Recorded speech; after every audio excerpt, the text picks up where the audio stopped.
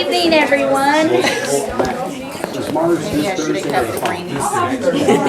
I've got the time as 6:32, so I will call the work session of the mayor and council for the city of Snellville, Georgia for Monday, October 10th, 2022 to order.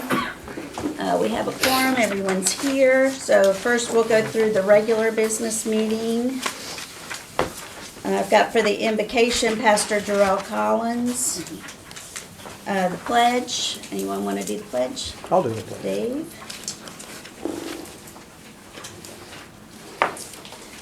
Ceremonial matters, we've got a special presentation tonight by former council member Mike Sabag and Troy Adler. So we'll call him up for ceremonial matters. And then we have a proclamation for National Hispanic Heritage Month. And Solange, I know you had asked to read that, so we'll pass that to you. Did it go around? Did we all sign it? Then we'll have the minutes for September 12th. Then down to new business. We've got the Gurma Health Insurance Pool. Anything you need to say, Rich? GMIBs, we are, they were the lowest priced alternative, and even though it's an increase, it's still a very competitive increase. We think it's a very good program that we're hoping will provide a little more stability in the future as far as rates are concerned. Private companies go totally on your history, on your claims history. GMA, sort of, because there are a lot of cities involved and a pool of employees, there's a better chance of more of a stable rate increase rather than, if you remember last year when we switched to Kaiser, we had like a 43% quote from United, our current carrier then. So we're hoping that long term this provides, we know it's a good plan. The employees, I think, will be very happy. A lot of them will be happy to leave Kaiser behind, unfortunately. And so that's what this ordinance is about, just switching to GMA. Okay, and then we've got 3 police vehicles that need to be surplused. We've got the bid for this annual stormwater drainage projects. The list of the projects was in the agenda package, so we've got Dickerson Group. And I just wanted to point out one thing. There's one item in your packet there that compares last year or this year with the bid for last year and the bid this year. And the cost per linear foot went from $234.50 a foot to $526.60 a foot. It is. And we're going to talk about some other things tonight regarding the town center, specifically the market building. Everybody's costs are going up. Thank goodness, not 120% like this, but it is indicative of where we are and the negotiations and the meetings that we've had to have to get things moving and get things done. So we'll talk a little bit more about that when we go over the project update, but it's just an example there. Okay, and then we have consideration on the replacement of the entry gates at the police department. Any questions there? And then finally, we have the lake wall at Briscoe Park. Got a contract on that, and I was asking Butch about that too, because the difference in the low bidder Right, I noticed to that. even the second lowest bidder was pretty substantial, and then all the rest of them were just so much higher.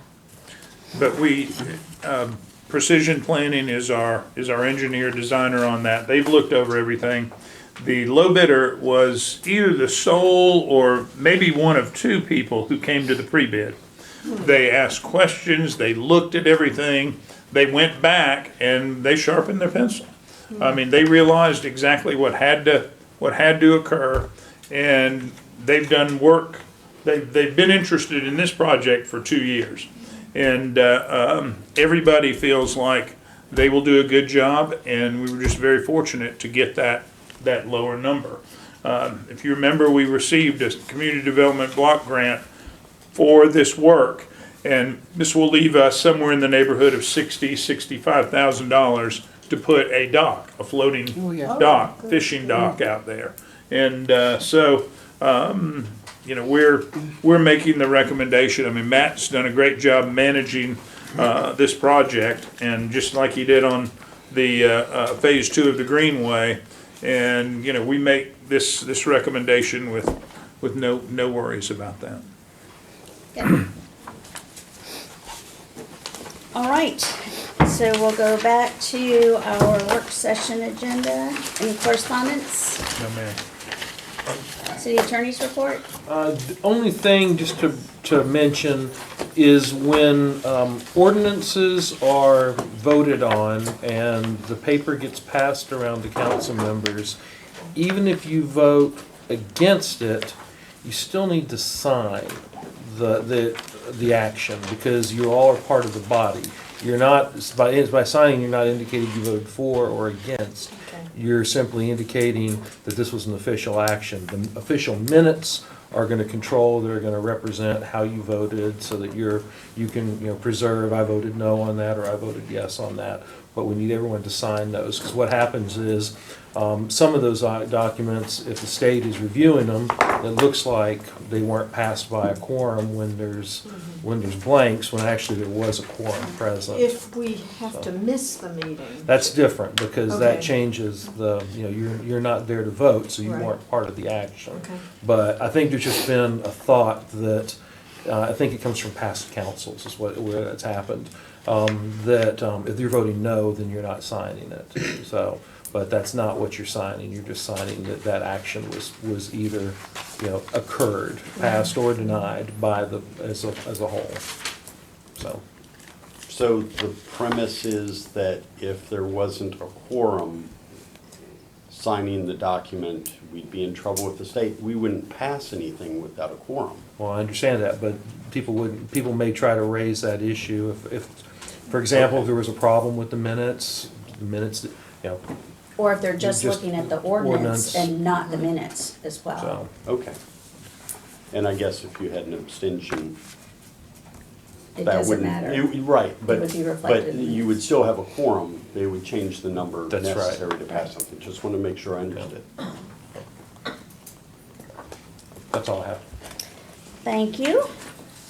Update of ongoing projects. Let's talk about the town center first. Everybody has a printed updated budget on where we stand with the various items and construction that's going on in the Grove.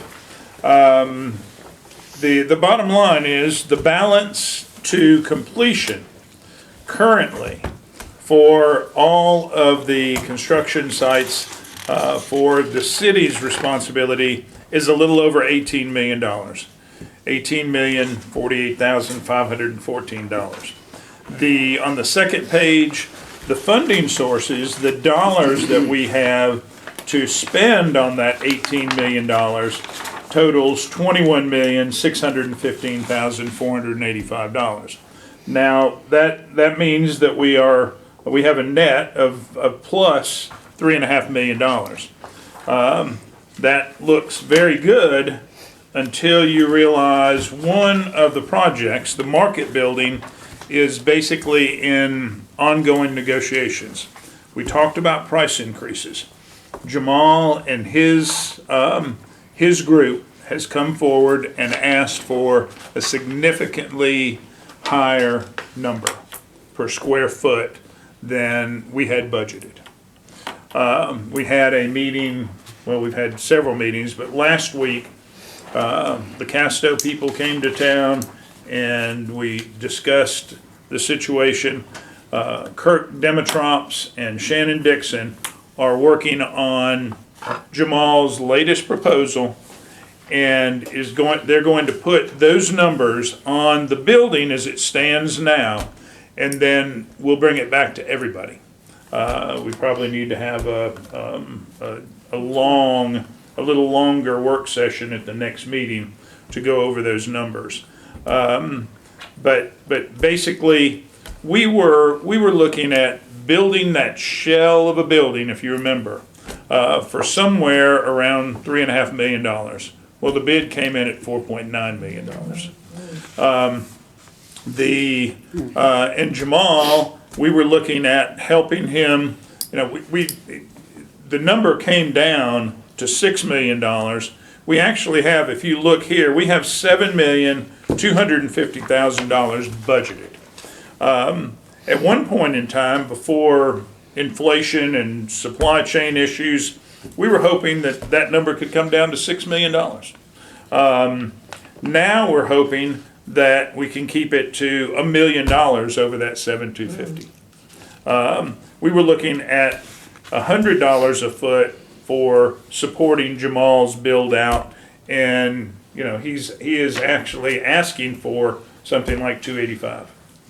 He is the contribution that he will make is $1 million plus pay for all of his FF&E.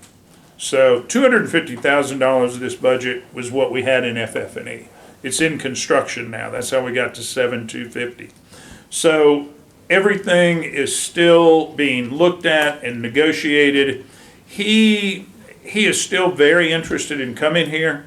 You know, Casto believes that they can work things out. There is a plan B and, you know, even a plan C. There are other options out there, but it's not the option that we have visited and would like. It's not as unique as what Jamal would provide with the hall at the Grove. So. Well, and another thing to keep in mind too with the price increases, that when we were doing the deal with Jamal and trying to work all of that stuff out, and he's coming back asking for this higher number, even if we went to a plan B, we would have to go from doing that very basic shell to doing more improvements before the tenant would even sign on to come in. So either way, we've got a cost increase. Even Plan B is gonna cost us more money because now we're gonna have to come in and do a little bit more of the interior stuff, not the design, but the HVAC. We'd have to, because we were doing the building without any of that in there. No elevators, no HVAC. Electrical. All the electrical, that was all gonna be on the tenant. If we went to a Plan B, we would have to put all of that in to even get a tenant to sign. So we're looking at that either way. It's not like we're just going way out on a limb just to get this one tenant. And there's some options here. The second floor, Jamal had the same number the same per square foot number on the second floor that he had on the first, and we just don't believe that's going to be necessary. And so we could really build out the second floor ourselves.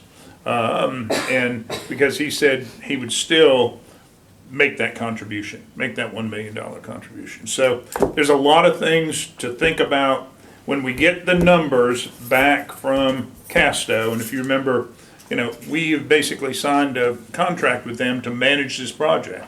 When we get those numbers back, then we need to sit down and go over those, have them come in, and I have I've called Jamal. I think it's important that we meet with him face to face and have a conversation to make sure that he knows where we stand and what we can and probably cannot do, and make sure that he's still committed and you know, maybe willing to put a little more skin in the game. So there's just, you know, a lot going on there, and I think when we get the numbers sorted out and look at the options will be on there. Then we need to have a get together. Any idea what the time frame is? Because we're about to have a library that is having an opening, the apartments are already renting Next August. next August. And that's when that's when Casto's expecting the two other commercial buildings to be finished too. Okay, because In their restaurants. We in their are, restaurants. we are, and I understand a lot in the world is going on, but we are way behind in getting this stuff done, so. What, any time frame on when we will hear back from Casto and we can, This week and the next this few week? days. Okay. Yeah, they've got, the architect was on the call and the contractor was here as well.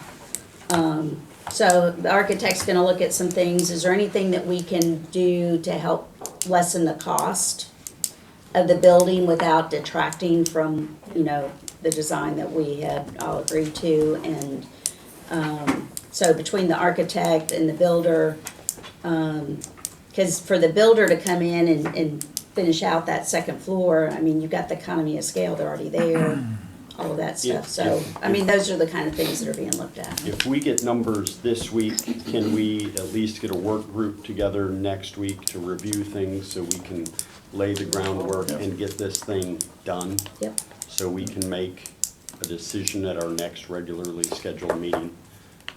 Yep. Because you guys will have to make that decision, Right. which direction you want to go. So, Mayor, however you'd like to set it up, let's, Okay, let's see when we're gonna get the figures back and go from there.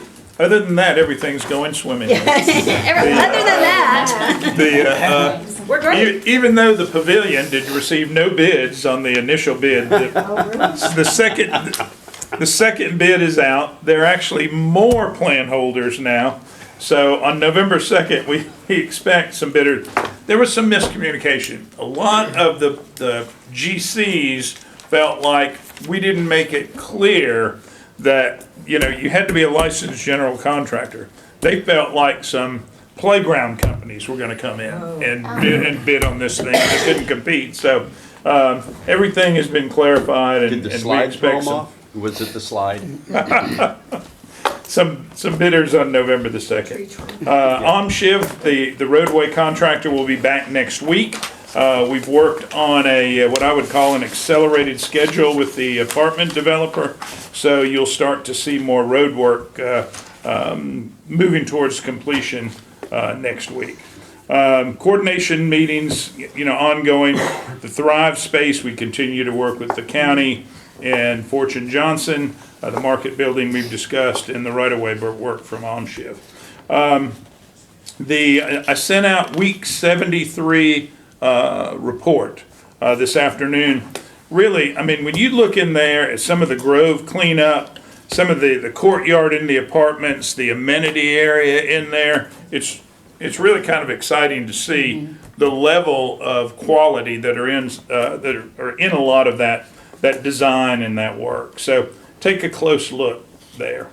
And they already have, I think, as of today, I think they have like 26 leases on apartments. And they're moving towards a November move-in date for the first group of folks. Did you just say November? Yeah. I don't know if it's November 1st, but No, sometime in mid-November. mid-November. Mid-November, before Thanksgiving and the holidays, so. Wow. I mean, that's just the first building. I mean, there are 4 buildings there, so. And apparently they got a little bit of a deal because of the construction that's ongoing, so. And Christie, I sent a reply to Esther. Esther was wondering about information on the apartments. I sent her some information I did not hear. Oh, did you get that information? Okay, all right, good. Are you moving? I'm glad you're here. Let's see, the sidewalk improvements that layer on the 2 roadways. We're almost to right-of-way and final plans. County DOT and Gwinnett Water, we're working closely with them to make sure we get everything approved before we go to bid. Neighborhood beautification, I put this word in there, I was hoping you guys would notice this word. The mayor has decided to bifurcate the effort into sanitation and recycling on one hand, Where's that word? I didn't see it. the under comments. I'm on the budget still. And then on the second effort would be the community roadway property cleanup. And I know you've set the initial meetings for the sanitation and recycling meetings, and I think everybody was giving you members. Yes, but, thank you Gretchen, thank you Solange. I have names from both of them. Did you send one? Yeah, No? just today. Wait for it, wait for it. Wait for it. So Christy sent me somebody, so And I sent you somebody. I need, Yeah.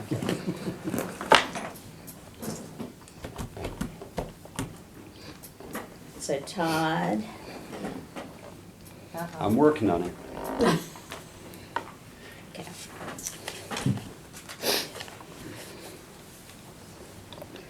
Okay, Good deal? yep. Zoning category review, we've got the interesting discussion coming up on build-to-rent guidelines. Package sales referendum, the draft ordinance was in your packet. I think there's gonna be a discussion on that in the work session. The November election continues to draw a lot of local interest. I think there will be a good turnout. Economic development activities, Can we go back to that for a second? We need to do a really good push that referendum's gonna be on the ballot. Cause I'm not really hearing much. So maybe, of course, Facebook and Twitter, whatever else we do there, but we might wanna look at doing a robocall. Can we do that citywide? Just to let them know. Just to let people know that there's a referendum on the city, on the ballot and for the package stores and come to City Hall to vote. Check the website. We've done it before. I know Tom did several of them when we were doing town halls and stuff. yeah. I get a lot of calls and I get stopped by people, so. I just haven't heard, I've heard a few people, talk about it, but Yeah, not. I'm not hearing Just much. have his about Jason that. Thompson as the caller ID when it comes Yeah. to the phone. Not my cell number, yeah. Okay, Give them your number. For any questions. they have my number anyway. Or Chuck's. Our city application was deemed a finalist for the Mars Redevelopment Award. Everybody's been registered for the event for Thursday, and I'm certainly, I know we'll be competitive. It'd be nice to win too. Briscoe Park progress, still refining the bid on the maintenance building. Lake wall repairs, the award is on the agenda tonight. North and Wisteria, a lot of good meetings with the county regarding tying everything on into that intersection and the Grove traffic plan. Larry and CHA are very close to right-of-way plans where we can start some property acquisition to keep that project moving along and make us more competitive when we reapply for the GTIB grant this winter. When we get past this latest, big issue with the town center and everything, we're gonna need to sit down with Jason and everybody again and look at the big roadmap. Anybody wonders what keeps mayors up at night? Yeah. Laid in bed for an hour and a half the other night thinking about road improvements that we could do to help traffic around. Where's the next roundabout?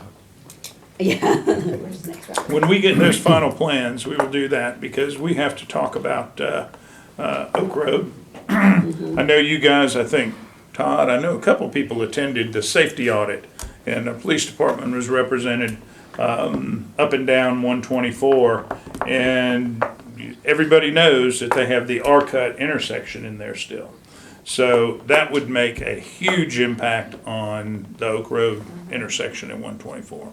So we need to talk about what improvements need to occur there to offset that impact. We haven't given up yet on the four-way intersection there at Or Wisteria the and red light 124. with the left turn Yeah. capability, yeah. Yeah, so, but that's all I've got. Okay.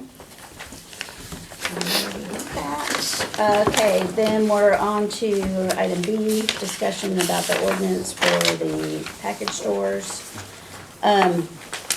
So what I talked about with Jay last week was we put this on the work session tonight to go over, you all received the draft, the proposed draft. So this was my thought process, and of course we can have this discussion then, is what we would do is if everybody's good with this draft, or I know there's one or two things we need to just massage just a little bit.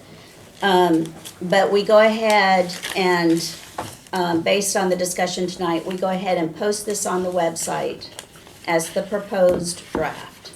And then I asked Chuck to put a caveat on there, plain language that says this is a draft proposal, that no action will occur unless and until a referendum passes. Once it does, then it will be taken up for final discussions and vote.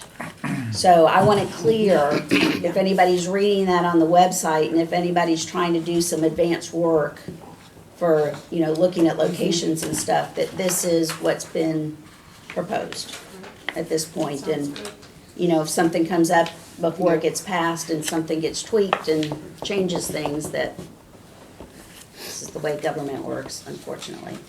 Then I thought, too, is that we'll have the referendum. Of course, if it doesn't pass, then we don't have to worry about anything else.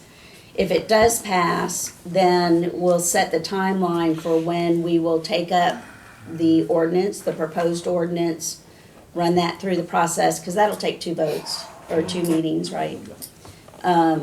And then we'll lay out the timeline for that, and then once that passes, that will set up, and it may be like a month or 2 later before we'd even accept applications. So that way, there's time for somebody, if we pass the ordinance, if anything changes, there's time for anybody who's interested in bringing an application. You'll have to go to planning commission as well, because it's a UDO change as well. So- Okay, so we're looking at least, what, Another month. month and a half? Would it be wise to put a disclaimer on there saying that if the ordinance were to pass, we're anticipating taking action somewhere at the beginning of the second quarter of 2023? That way, you don't want people to run out and start leasing places. Right. I would just say before. I wouldn't try to Before. say when, I would just say before. Okay. Because then that way, things don't go well or something happens. You're not promising, but you're saying it's not gonna happen before, Well, a certain date certain. But that allows anybody who might be interested in putting in, submitting applications that, they kind of know what the timing is, that it's not gonna be like all of a sudden, oops, hey, tomorrow we're taking applications, and you have to have all your stuff arranged by then. So we'll kind of lay that process out, I think. And then that way, everybody will know what's happening. Does that sound okay? Yep. And then we'll just kind of work from there. I did notice that in section 6-48, paragraph, let me see. No, I'm sorry. It's 6-49, paragraph 5. Anywhere where it says license, it should be application. So the city manager denies the requested application, so rather than license. And there's the process in there that once we receive applications, what happens at that point. So application comes in the door, if we open up for applications, an application comes in the door, city manager has 5 days to look at the application, and then he sends it out to all the applicable departments to review. So like it would go to planning to make sure that they meet all the requirements for the property, the buffer, the distances, all of that. And then any other department that would have a hand in that, all of that work would be done in 20 days, and then the applicant's notified. If they qualify, if we wind up with several qualified applications, then that's where it would go into the lottery.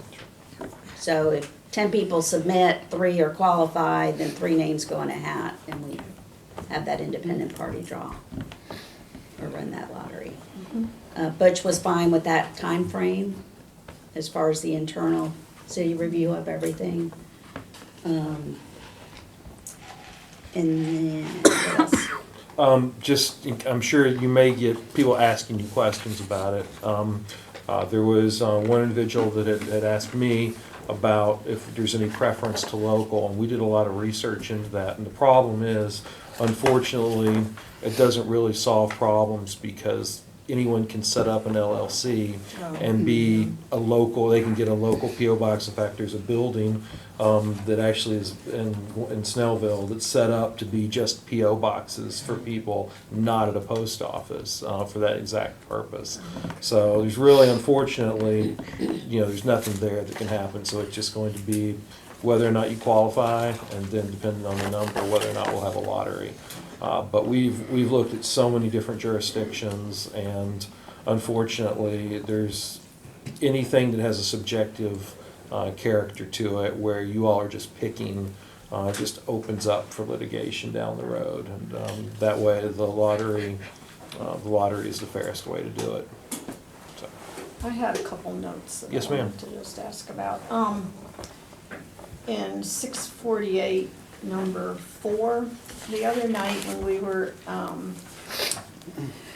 with that council member from Peachtree Corners, Barbara, he mentioned, in here we say that they can't be within 500 yards of another licensee. He mentioned that they also, in their ordinance, that applies whether another store is within the city limits or in the unincorporated area, that 500 yards would still apply. Is that something we wanna?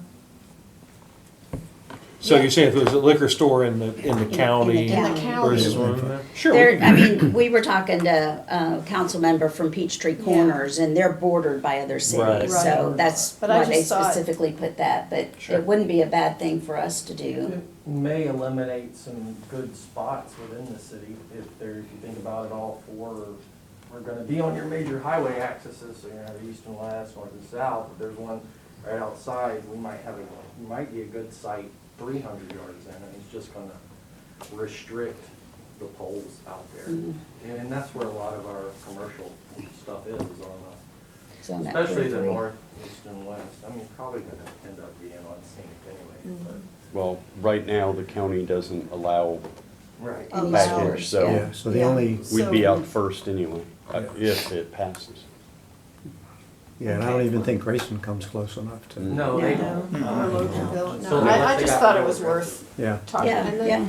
No, I think that's good, but again, and to get to the point though, we wouldn't be able to control the county if the county didn't Right. want it, so we could be Right. there first, but then the county could put one wherever they wanted to put it if they wanted to, Right. besides the state Okay, I mandatory. just. No, I think it's a good idea. I When I don't- didn't say that, I just thought. It'd be a big deal. Yeah. Yeah, 'cause there's. But we can, I'm putting Yeah. that down as a note. And then Gretchen. number 9, in that 648, where we specify the items that cannot be sold, like lottery tickets, magazines, vaping products, that kind of thing. What about adult toys? Are we,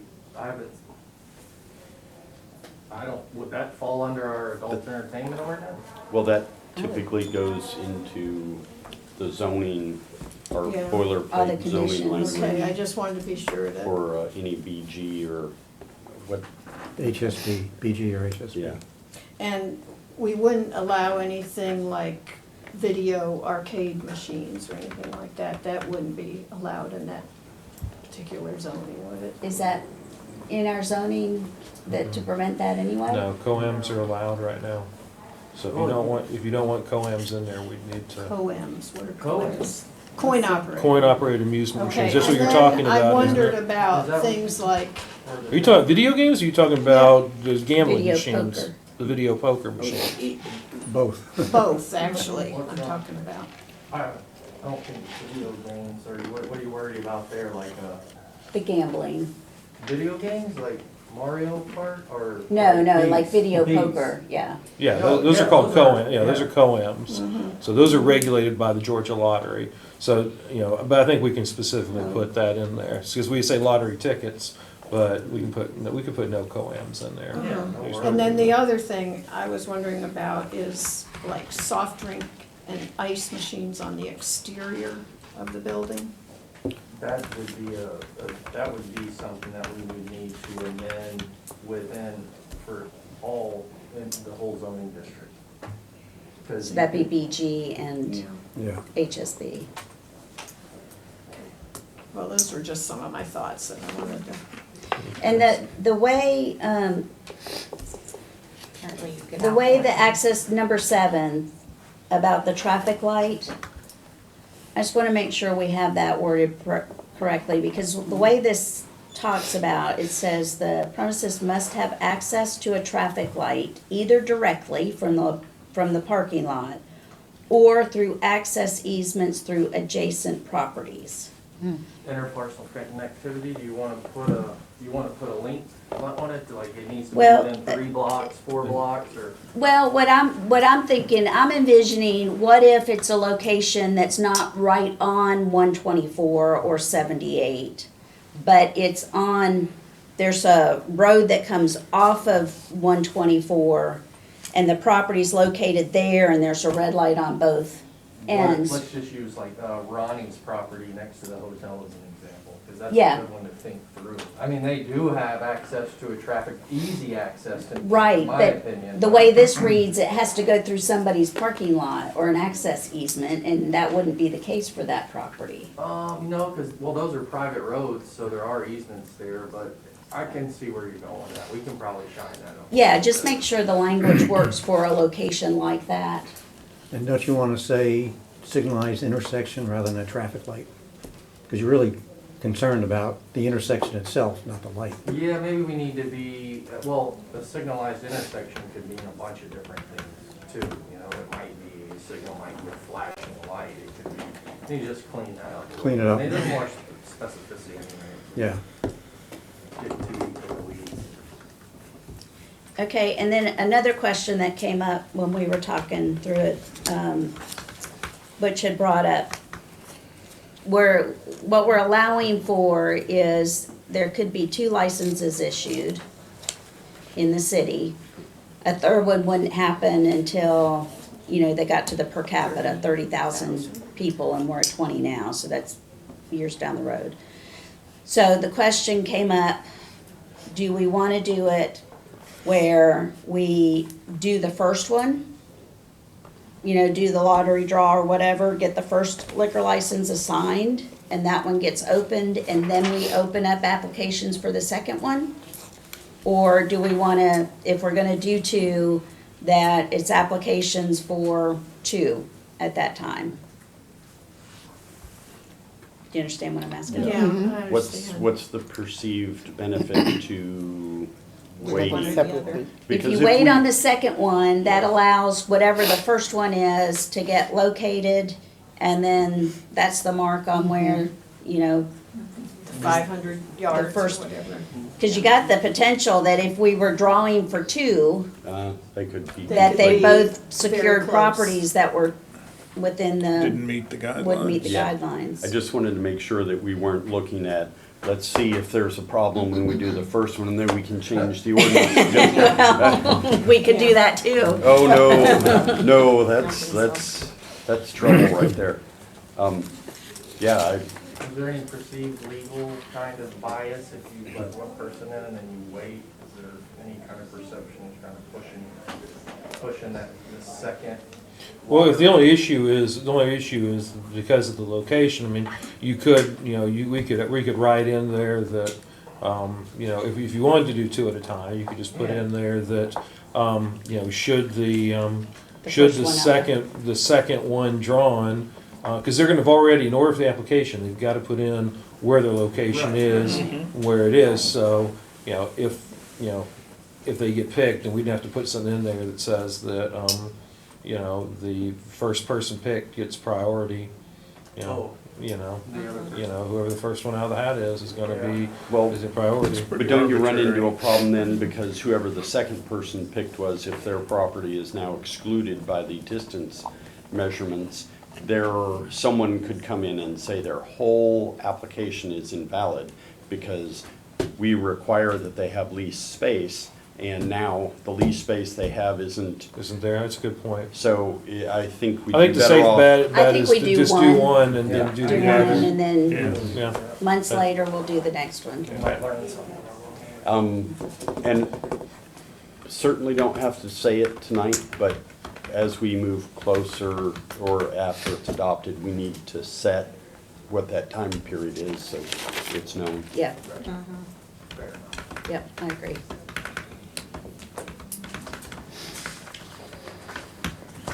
And then I provided to Chuck and to Matt just some of the list. I mean, it wasn't really huge from what Grayson looked at as far as what they considered in determining qualifications. So Matt was gonna email that out to everybody just for you to look at. Feel free to add to the list or whatever we want to do. And then we'll have, Chuck's gonna have Jay look to some other cities to actually get some copies of applications Now, for what other cities. just to clarify that, because the list, when you get it, they actually did like a They- point they did it system with, different. with rankings. I think the mayor's idea is, look, these are good criteria that we consider for whether or not you qualify. Yes. But they didn't do a lottery. They picked who they wanted to get to do it too. So ignore that part of it, the scoring and everything on that sheet. Really just look at the list of things that they considered. You know, it was like criminal history and years in the business and capitalization, ability to stay open for a year or 3 years or 5 years. And How long that since kind of you've been released from jail? Yeah, coming in first place in criminal history was a good thing. So,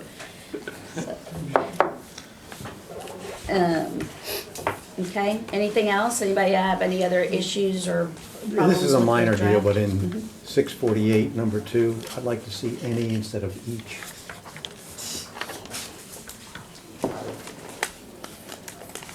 Each building in which the business, instead of any building. okay, Well,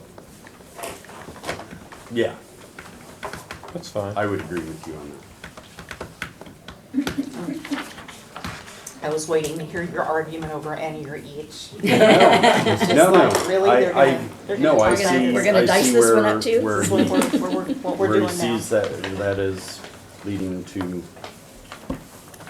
open interpretations. We want to get away from that. And I would just caution everyone to be very careful in your conversations with anyone that, you can certainly direct them to the proposed ordinance with the caveat the mayor gave earlier, that this is simply proposed at this time and subject to change. But other than that, this is probably one of the most litigated areas besides zoning, so. Which I don't understand. Everybody in the business says, it's a really low-margin business. So They're all low, dying to get into so it. low that they Yeah. give more money than anybody else to the state legislature. Yep. Okay, so we good on that one? So then we still have a few minutes to talk about the UDO build-to-rent zoning categories. Mr. Warner. Well, we've talked about this at the work retreat. We've talked about this at a number of our work sessions. We've talked about it. I thought we were gonna have a consultant bring us something forward based on our conversations. That hadn't happened. We need to get it on the planning commission agenda this month so we can pass it before the end of the year. Jason asked me to put together some notes of what we spoke about before. I sent those out this morning. Jason sent me an email at 4:47 in the morning. I was almost here. And so the first is something that Jason had asked for us to add to our UDO anyway. While we're doing this, if we're going to push this through, let's do it. Add a required pre-submittal review meeting for staff to review the incoming requests for all rezonings in every category, which the county already does, We so. do that. You said it wasn't required under our UDO though. Well, maybe I misunderstood you. We do have to have a pre-submittal for any zoning, Okay, any zoning. all right. I Well- mean, sometimes it takes, the pre-submittal maybe, it's more like the pre-meeting. Right, It's well, not necessarily a but the next pre-submittal. sentence is the one that I want to drive home. Any submitted plans will be brought into compliance with code, and any deviation will be listed as a request for variance. And I'm tired of getting drawings in that say the wrong dimensions on street width. Oh, well, that'll be taken care of. It needs to be part of the zoning process that our codes are reflected in their drawings. Correct. Okay. This detail, the LUP map will remain the same. We're not gonna update that. These proposed uses are allowed in the corresponding non-build-to-rent designations. That way we don't have to go through and redo our LUP. And then it's just as simple as create a mirror category for RS 30, RS 15, RS 5, residential duplex, which I don't know that necessarily needs to be in here because I don't know anybody who builds duplexes that aren't to rent. That hurts to leave it in. Yeah. And then, If you didn't put it in here, somebody would do that. Right. Trying to find a way to. well, yeah, we'd build 1,000 duplexes. And then also the townhouses, rental townhouses, and residential for old people, older persons. Old people. Thank you. I resent that. Well, Older. there's a long history of insulting people of our age when it comes to this. I wasn't in this category when it first came up. And then just put in there that the main things that need to be changed from our standard that we currently have, and this is up to the body whether any of this needs to carry over to our standard zoning categories, is mandatory exterior ground maintenance by an HOA/PUD, PUD, I don't know. What's a PUD? Yeah, It's- I did the same Plan thing. development. Yeah, it's the same thing, but it's not. Right. And so that's up to legal team whether it's better served through HOA or whatever mechanism we need to put in there. But we need a single source of exterior maintenance for the grounds, and then a single source for exterior maintenance for the actual structures. Oh, yeah, okay, because this is for build to rent subdivision. This build to rent and. I'm like, you and- can't do that in a HOA. Well, Yes. we don't need Johnny Green No, or you're good. whoever fills his shoes after that, having to run around and track down Yep. 47 different, it cleans it up. All interior roadways, we talked about the roadways, instead of our standard 27, increasing that, so I just put in 29 feet. Edge of pavement to edge of pavement, not back of curb. So 32. Yeah, so, well, however they do their curbs, that gives us a safety margin because there's more street parking in area, well, in the houses that we see that are rentals, there is substantially more street parking, which leads to issues with our public service vehicles getting through. So widening the road is a good thing. We probably need to look at, How Yes. wide are our normal streets? 27. our Now, code is supposed to be 27, edge Okay. of pavement, so the inside of the curb and gutter. 30 feet total with curving. So that increases maintenance and paving costs in the future. If it's a build to rent subdivision, do we also want to require private streets? I think that's great. Yep. I was gonna great put that on idea. there, but that isn't something that we had discussed Yes, previously. says the Public Works Director. Yeah, again, I tried to make it as clean and pure as we've already discussed and agreed to, so we didn't have to, but I agree. Private streets is the way to go in a build-to-rent neighborhood. If it's build to rent, I mean, you figure if it's an apartment complex, those are all Right. parking Yes. lots that they have to maintain. Right, and the next one, number 4, is minimum driveway length of 30 feet, and that's from the edge of the right-of-way to the garage door, which I don't know that there'd be a right-of-way if it's a private street. Well, they still have a front setback, we can do that. Okay, the issue there only comes into play in one of our, in the RS5 category. Everything else already requires a setback. 22 feet now. Well, that's, yeah, depending on how you read it. But the 30 feet would hopefully make it where we'd have more people parking in driveways and fewer people trying to park on streets. And that is critical. And So does the sidewalk go, is that where the right of way? it's actually a foot or two the back side of the sidewalk to the front of the garage. So you'd end up with The house 30 side of the sidewalk thir- to the house Yeah, so has to be 30 feet. 35 feet. Okay, So I you'd be able gotcha. to park 2 SUVs Yeah. there. and So we don't not have the Woodbury obstructing problem. the sidewalks. Before that, everything problem. Yeah. before, Yeah. like, And every one of our categories, with the exception of townhomes and RS5, requires a double-car garage, so there'd be double width. So you'd be able to probably get 4 cars in your Now, driveway. you're not, there's not, a lot of times they'll taper those driveways too. Yeah. sometimes, So thankfully we put that in there. I mean, what it's gonna do is put the pressure on these companies if they Should we- really wanna do it, to do it right, and they're gonna have to get vested into it. And Should just we by default, require they'll push them A all. 2-car garage? It's required on everything except RS5 Okay, and okay, townhomes. okay. Again, I was trying to keep it as basic. We need to get something on the planning commission docket as soon as possible, preferably this month. Won't make it this month, probably November, just because we don't have the deadline to advertise. Now, the paper requires like almost a 3.5 Okay. week frontage. We, but we, We'll get it on there. we need to get We'll it- still be good for December. okay. And then, if we need to make any adjustments after hearing the public hearing, then we can.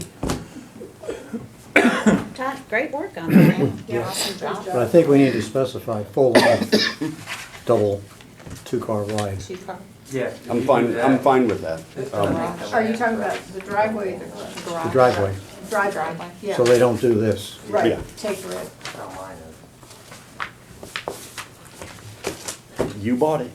is. Yeah, it was built 95, so the streets are really big. Yeah. My driveway's not 20 feet either. Okay, so I have, the time is 7:24, so, and we're done with our agenda. So is there a motion to adjourn? Motion to adjourn. There's a motion, is there a second? And a second, all in favor? Okay, we're good, we'll see y'all next 7:30.